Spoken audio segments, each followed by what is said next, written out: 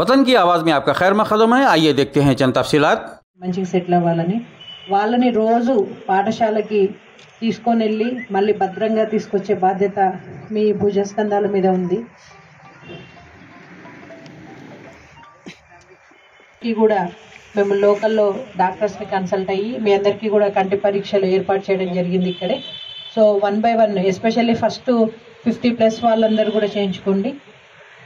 ఇమ్మీడియట్గా చేయించుకోవాలి. ఎందుకంటే మనకు సరిగ్గా కనబడకపోయినా మసగ్గా కనబడినా కూడా యాక్సిడెంట్స్ అయ్యే ప్రమాదం ఉంటుంది. చాలా సార్లు అలాంటి సందర్భాలు కూడా ఎదురైనాయి. ఆ బస్సులో ఉండే పిల్లలు వేరే వాళ్ళ పిల్లలు కాదు, మన పిల్లలు కూడా రోజు స్కూల్కి వెళ్ళి వస్తాం. సిగరెట్ కావచ్చు, గుట్కా కావచ్చు, ఇంకా తాగుడు కావచ్చు. ఆ అలవాట్ల వల్ల కూడా పిల్లల భద్రతకు ప్రమాదం ఏర్పడుతుంది. సిగరెట్ నేను కదా సిగరెట్ తాగుతున్నా అని అనుకోవద్దు. నువ్వు ఒక సిగరెట్ తాగితే దాంట్లో పావుది పక్కనున్న బాబు ఉండకపోవచ్చు, కానీ నీ పాప బాబు రోడ్డు మీద నడుచుకుని వెళ్ళేటప్పుడు ఎవరైనా తాగినా ఆ పొగ పీల్చినా వాళ్ళకే ఎఫెక్ట్ అవుతుంది. సో అలాంటి అలవాటు ఉన్నా కూడా కొద్దిగా జాగ్రత్తగా అది తగ్గించుకోవడము.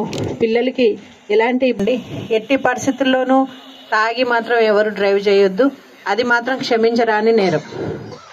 అప్పుడప్పుడు ర్యాండమ్గా కూడా మీ అందరికీ డ్రంక్ అండ్ డ్రైవ్ టెస్టులు ప్లాన్ చేసుకోండి, చేయబడతాయి ఇప్పటి నుంచి. కాబట్టి ఈ దురలవాట్లు ఏవైతే ఉన్నాయో అవన్నీ మానుకోండి. షుగర్ ఉంటే కూడా కళ్ళు తిరిగినట్లయితుంది, హై షుగర్ అవ్వడం కానీ బీపీ కానీ. అప్పుడప్పుడు గవర్నమెంట్ హాస్పిటల్లో కూడా అవైలబుల్ ఉంటాయి ఇవి. మీకు టైం దొరికినప్పుడు, మీకు డౌట్ ఉన్నప్పుడు చేయించుకుంటే మీ ఆరోగ్యం కూడా మీరు పరిరక్షించుకున్నట్లు అవుతారు. ఇది చాలా ఇంపార్టెంట్.